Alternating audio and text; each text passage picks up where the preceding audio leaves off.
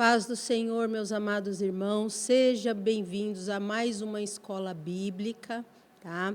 Agradeço a presença de todos, faço parte aqui da Igreja do Jardim Alvorada, nosso pastor regente é o pastor Washington, o pastor presidente é o Antônio Campassi. Muito obrigada. Nós vamos para a lição 10, que está falando do arrependimento, o aspecto indispensável para a nossa vida, né? A vida cristã, o que é esse verdadeiro arrependimento?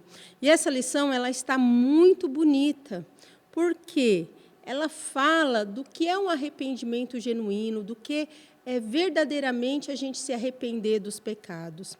E aqui nós temos o objetivo da lição, que é compreender o arrependimento genuíno, conhecer os exemplos bíblicos de arrependimento genuíno e ressaltar os passos que acompanham o arrependimento genuíno. Aqui fala muito dessa palavra genuíno. O que é genuíno? É verdadeiro. Aquele que verdadeiramente se arrepende. Então, esses alcançam as misericórdias divinas, né?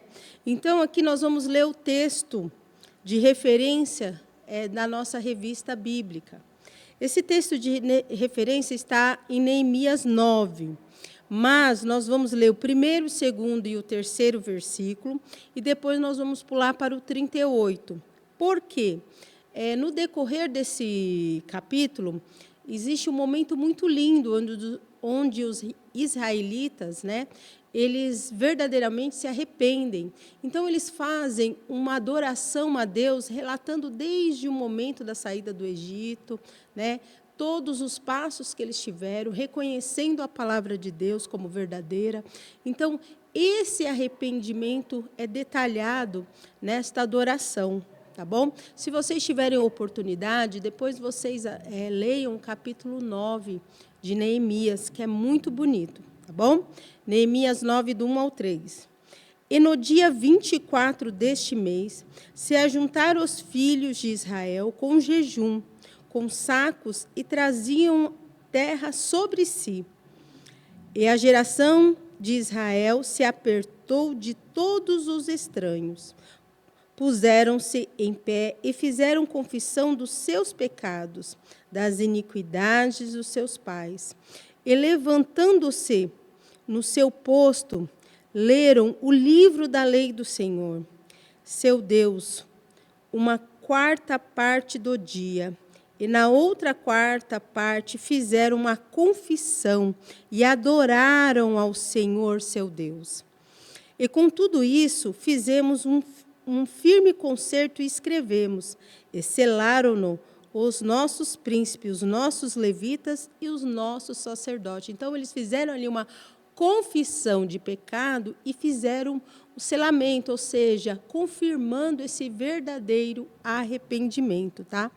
E é muito bonito porque esse momento genuíno deles de adoração coloca assim para fora. Olha, Deus, nós pecamos contra o Senhor, os nossos antepassados pecaram contra o Senhor.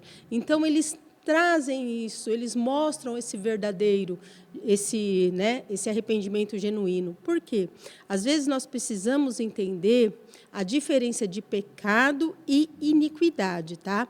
Pecado é quando a gente comete, eu vou explicar de uma forma simples. Se você for em 1 João, capítulo 3, versículo 4, lá fala o que é o pecado, é toda vez que eu transgrido o mandamento divino.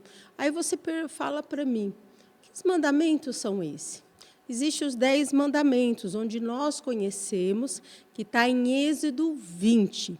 Então, quando eu peco, quando eu transgrido, eu estou o quê? Cometendo um pecado. O que é a iniquidade? É todas as vezes que eu peco, né? Eu peco e não me arrependo, aí ele se transforma em uma iniquidade. Por isso, quando aqui o povo, ele começa esse momento de adoração, de arrependimento, mostrassem que eles estão verdadeiramente arrependidos, eles falam dos pecados dos antepassados, que se torna uma iniquidade. Tá? Então, isso é muito visto. Então, a iniquidade é quando eu cometo o pecado e não me arrependo. Então, ele se torna uma iniquidade. O pecado é quando eu transgrido o mandamento. Um exemplo clássico, tá? Quando eu não honro meu pai e minha mãe, é um pecado. Agora, quando eu desonro todas as vezes, aí se torna uma iniquidade. Então, às vezes, as pessoas trazem essa confusão, tá bom? Então, é importante que você tenha esse entendimento para você compreender o que é pecado e o que é iniquidade, tá bom? Na lição 1, fala uma coisa muito bonita, o significado do arrependimento. Tá? Desde o Antigo Testamento, eu vou ler uma parte, tudo bem?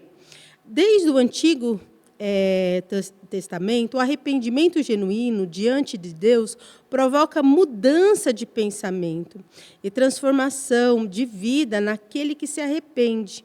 Reconhecer essa verdade nos leva a refletir a importância de passar a revista em nós mesmos, constantemente pedindo ao Senhor onde há algum caminho mau, que é descrito lá em Salmo 139, versículo 23. Né? Então, você precisa entender que o verdadeiro arrependimento precisa ter mudanças. Se você ainda continua a levar a mesma vida de antes, perdão, irmão, isso não é um verdadeiro arrependimento. Arrependimento é quando eu quero realmente mudar a minha postura, o meu comportamento, e entender que Cristo vive em mim, e eu sigo esta mudança, porque sem esse arrependimento, eu não consigo ver a Deus, eu não consigo ver o reino de Deus. Porque no momento onde eu aceito, onde eu faço a conversão, eu aceitei a Jesus, levantei a minha mão, eu estou reconhecendo Jesus. É o primeiro passo. Mas existem outros passos a ser seguidos, outros caminhos para a gente percorrer. Porque a caminhada cristã não é algo tão assim simples. Simples no que eu digo aceitar Jesus e pronto. Não. Precisa ter um esforço onde que Deus é a nossa força. Porque não é fácil a gente largar os nossos vícios, aquilo que nós estávamos acostumados a fazer. Então, é preciso o quê? De perseverança. Paulo fala muito sobre perseverar. O que é perseverar? Porque as tentações vêm. Então, eu preciso desse arrependimento genuíno, uma mudança de vida, porque Deus vai transformando o nosso caráter. Né? Por isso que Davi fala aqui em Salmos 129, versículo 3, se há um caminho mau, Deus, tira de mim, por favor, me faça ser uma nova pessoa, tá bom? Então, a gente precisa reconhecer que somos pecador, confessar isso a Deus, olha, Deus, pequei diante de Ti, pequei diante da congregação, pequei contra o Senhor. Então, eu preciso, Deus, me redimir, voltar, Pai, voltar ao que o Senhor pede, voltar a esse primeiro amor. A gente fala muito aqui do primeiro amor, tá? Mas voltar para o Senhor, tá? Mas isso precisa ser genuíno, verdadeiro, porque falar da boca para fora e as suas ações continuam a mesma, não é um verdadeiro arrependimento. Por quê? Se você for em Provérbios, eu não me lembro aonde está. Porque Deus tem uma parte que eu acho muito bonito, né? Isso não estava aqui na revista, mas tem uma parte muito linda em Provérbios que fala assim, Deus, aos caminhos dos homens, tudo o que Ele faz é correto, mas é Deus que pesa o coração, ou seja, é Deus que sonda o coração. Então, para você, tudo que você faz é certo, mas quem analisa todas as suas ações é Deus. Tá? Se eu não me engano, é em Provérbios 21, 22, tá? Bem logo entre o primeiro e o segundo versículo. E é muito bonito, quem puder ir lá, dar uma pesquisada, olhar, dar uma verificada, que é bem legal, tá bom? Então, arrependimento bíblico, né? No Novo Testamento, o termo grego metanoia tem sentido de mudança de pensamento e de propósito. Porque quando você tem essa metanoia, e a metanoia está sendo muito usada nesse tempo atual, né? A gente olha nesses cursos de coaching, se fala muito em metanoia, mas essa metanoia é mudança de pensamento. Em Tiago fala bastante sobre, né, pensar nas coisas boas, coisas dos céus, né? Porque aquilo que eu me alimento, daquilo que eu me alimento é daquilo que eu ponho para fora, porque Jesus falou: a boca fala aquilo que o coração está cheio, né? Então, ou seja, se eu me alimento da palavra, de oração, de jejum, eu vou fazer o quê? Automaticamente, o caráter de Cristo, a mente de Cristo, ela começa o quê? A habitar em nós, ela começa a fazer o pensamento de Cristo, o pensamento começa a fazer uma transformação na nossa mente. Então, quando você começa a ter uma mente de Cristo, a buscar, a se alimentar de forma correta, automaticamente, aquilo que eu fazia de errado, você fazia de errado, há uma mudança. Aí começa um verdadeiro arrependimento. Você está arrependido, mas você precisa de força para continuar nessa jornada. Não é só levantar a mão, aceitei a Jesus e só isso. Aí você vem para a igreja, senta aqui no dia de domingo e está tudo bem. Não, precisa ter uma vida diária. Então, ou seja, na minha casa, no meu trabalho, eu preciso ter essa metanoia, ou seja, essa mudança de pensamento, para que o meu propósito seja alinhado com o propósito divino. Tudo bem? Né? Então, aqui em Romanos 12, 2, o apóstolo Paulo ensina à igreja a transformação produzida pelo Evangelho de Cristo. Passa pela renovação da mente. Então, a nossa mente precisa ela ser renovada. Mas, irmãos, todas as vezes que eu me desligo, me distancio da palavra, paro de vir à igreja, porque, querendo ou não, a nossa vida diária, a igreja é uma extensão da nossa casa. Né? Ela nos auxilia, ela nos apoia. Quando eu paro de vir à igreja, quando eu paro de ler a Bíblia, quando eu paro de orar, jejuar, automaticamente eu vou me distanciando. Então, as práticas que até então estavam... As práticas erradas que a gente fazia, o que a gente passa? Né? Que estava lá. Porque, assim, o nosso velho eu sempre está lá dentro da gente. Por isso que a gente precisa dessa renovação constante. Então, aquilo que você não quis mais praticar, não quis mais fazer, o que acontece quando você para? Automaticamente você começa o quê? A fazer novamente. Por quê? Porque está lá dentro de você. Então, por isso que a gente precisa diariamente nos alimentarmos, diariamente buscarmos, diariamente ter a nossa mente renovada. Por que muitas pessoas voltam à prática, né, que não faziam mais e voltam quando se desviam? Por quê? Está lá, o diabo está lá, o tentador está lá. Ele sabe aonde está a nossa fraqueza. Então, é ali que ele vai nos tentar. Né? E é isso que nós precisamos ter isso em mente, o verdadeiro arrependimento, mas o verdadeiro arrependimento precisa ser o quê? Diariamente fortalecido. Né? Por isso, assim, nesse ambiente da igreja, esse ambiente de confraternização, é importante para quê? Para que a gente tenha essa mentalidade de Cristo, esse verdadeiro arrependimento. E está muito lindo aqui, que logo no final que eu não vou conseguir, gente, detalhar a revista inteira, porque ela está muito bonita, tá? Porque o nosso tempo é curto. Mas aqui eu estou no 1.1, tá? O arrependimento bíblico, e eu vou ler uma parte ali, bem no finalzinho da página 67. O arrependimento como condição para se viver a chegada do reino foi pregada por João Batista. O que ele está querendo dizer aqui? Na hora, quando João Batista, ele mergulhava, porque o batismo é uma forma de arrependimento.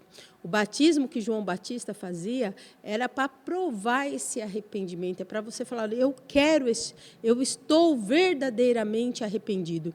Então, o batismo é, sim, uma prática de arrependimento, tá?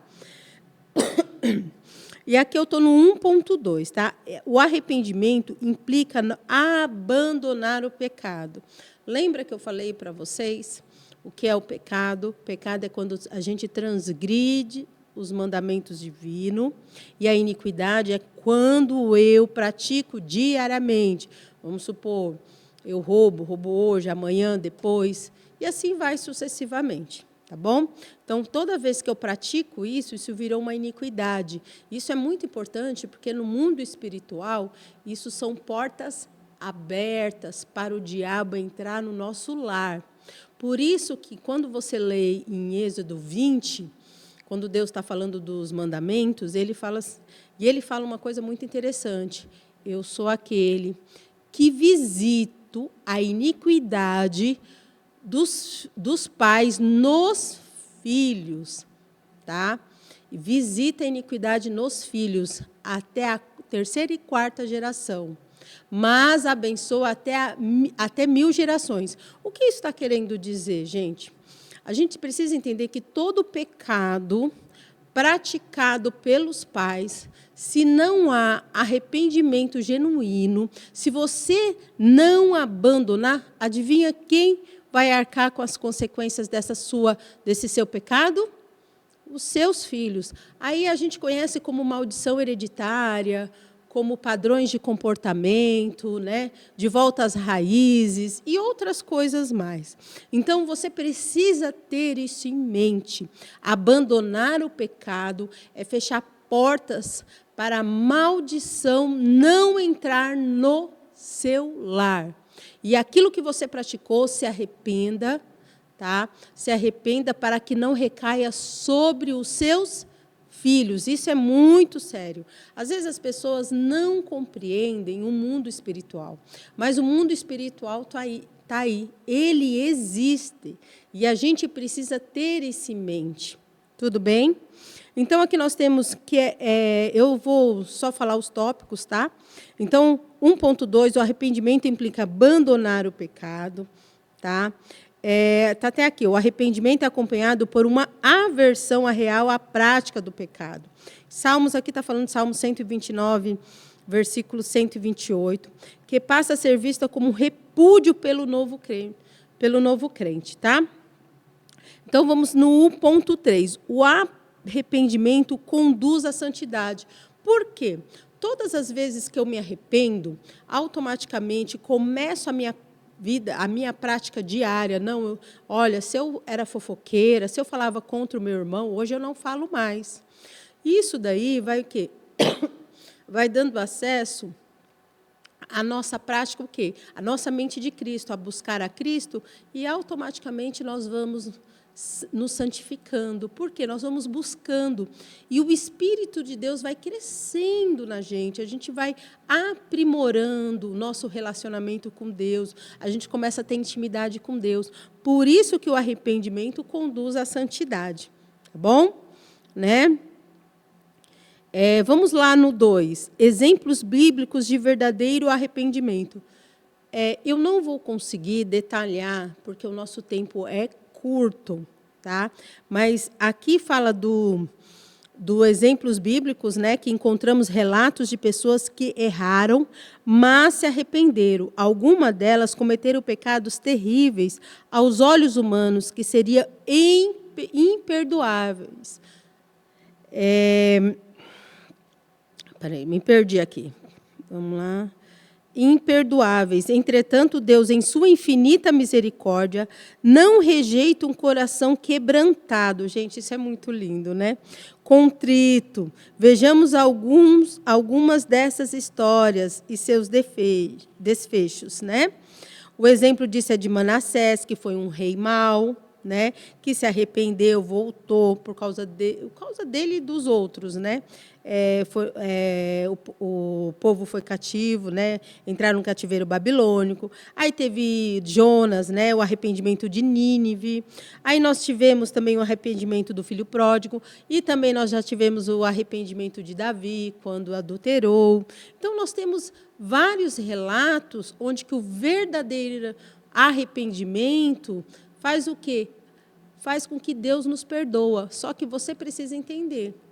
Você também precisa perdoar, tá? O arrependimento da prática do pecado é importante, mas perdoar o irmão que fez algo contra você também é importante, porque se você não perdoar seu irmão, como é que Deus vai te perdoar? Então, às vezes, as pessoas querem ser perdoadas por Deus, mas não conseguem perdoar o seu irmão. E olha que interessante, então, se você não consegue perdoar o seu irmão, automaticamente você não teve um arrependimento genuíno. Por quê? Se o meu caráter ele é de Cristo, como eu posso, então, falar que eu me arrependi verdadeiramente? Vocês entendem que há uma contradição nesta ação? Eu não perdoo o meu irmão, mas eu quero que Deus me perdoa. Ah, mas eu realmente tive um arrependimento genuíno? Não teve, irmão. Sinto muito, você não teve. Porque aquela pessoa que arrepende, tem a mente de Cristo, automaticamente não vai pecar, vai abandonar a prática do pecado e automaticamente vai perdoar o seu irmão se fez algo contra você. Olha que interessante, uma coisa é interligada à outra, né? Por isso que eu falo que essa lição ela está muito bonita. Tá? Tem as outras lições também. Aqui nós estamos no 3, as verdades importantes sobre arrependimento. Existem algumas verdades fundamentais para que o arrependimento produza mudança significativa na vida do pecador, com base, né, em Atos 3,19, Coríntios 7,10. O arrependimento genuíno envolve reconhecer o pecado, confessá-lo, abandonar a prática contrária à sua vontade, buscando a obediência. Olha que interessante, gente. Eu preciso, quando eu vou me arrepender, eu preciso reconhecer que eu sou pecadora. Olha, Deus, eu pequei contra o meu irmão, eu dei falso testemunho contra o meu irmão.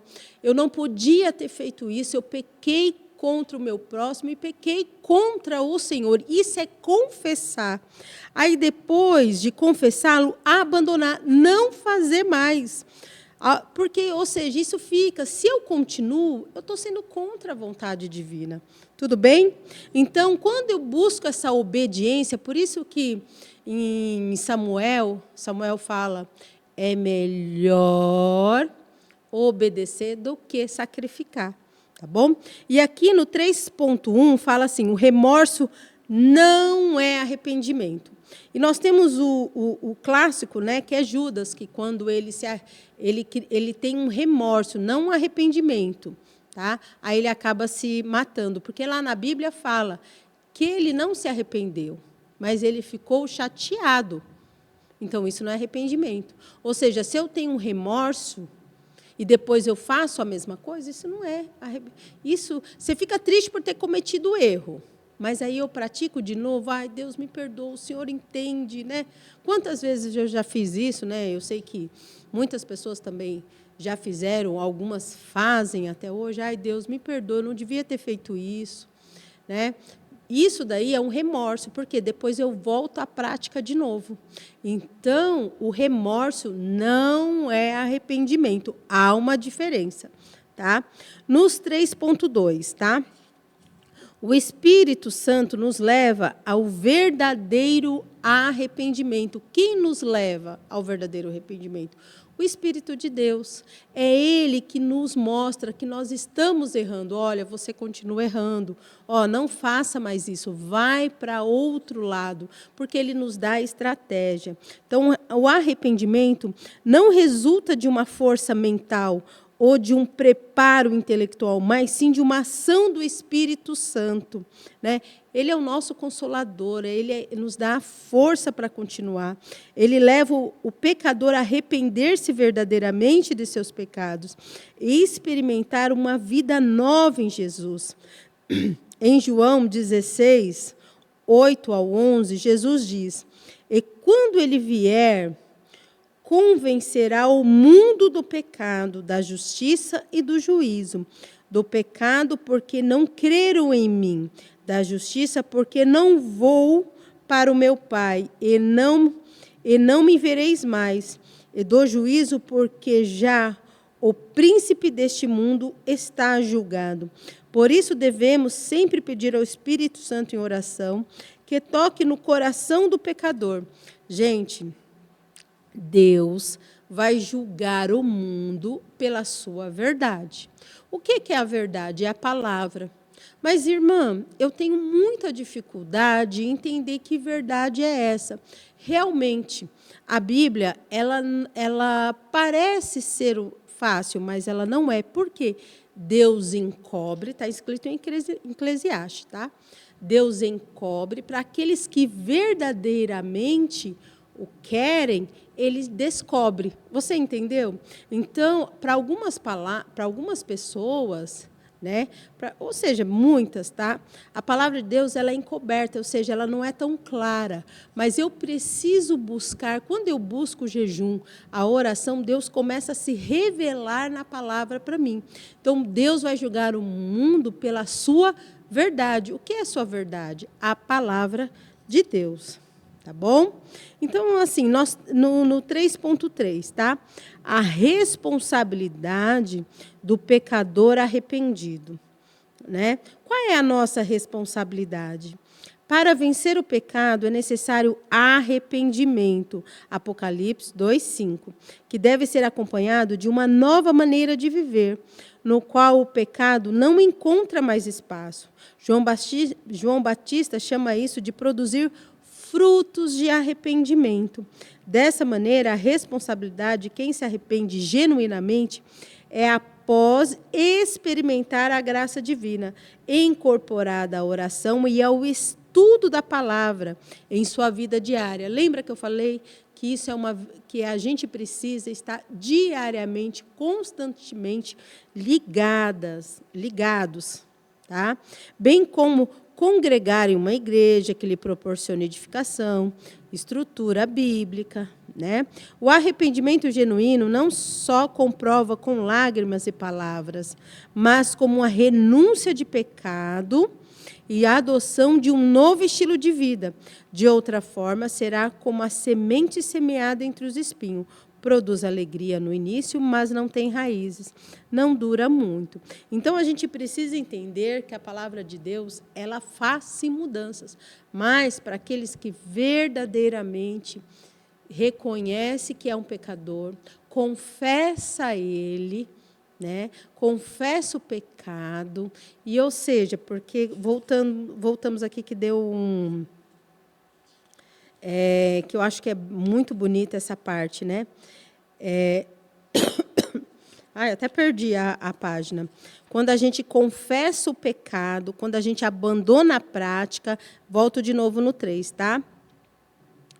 Contrária à vontade. Quando eu abandono o pecado, eu primeiro reconheço, confesso e abandono a prática do pecado, ou seja, buscando uma vida em obediência. Então, essa lição traz esse significado muito importante na vida de uma pessoa. Quer mudança de vida? Abandona a prática do pecado. Tem um verdadeiro arrependimento.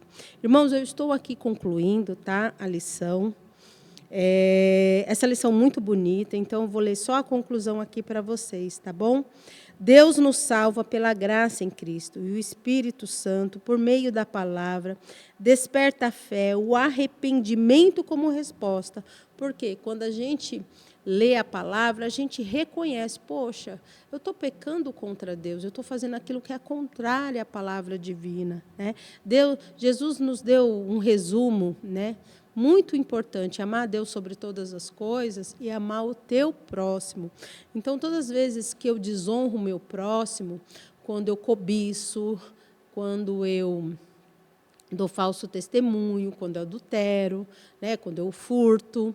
Então, quando eu não honro meu pai e a minha mãe. Então, você está o quê? Quando eu faço quando eu pratico isso, eu não estou amando o meu próximo, eu preciso aprender a amar o meu próximo.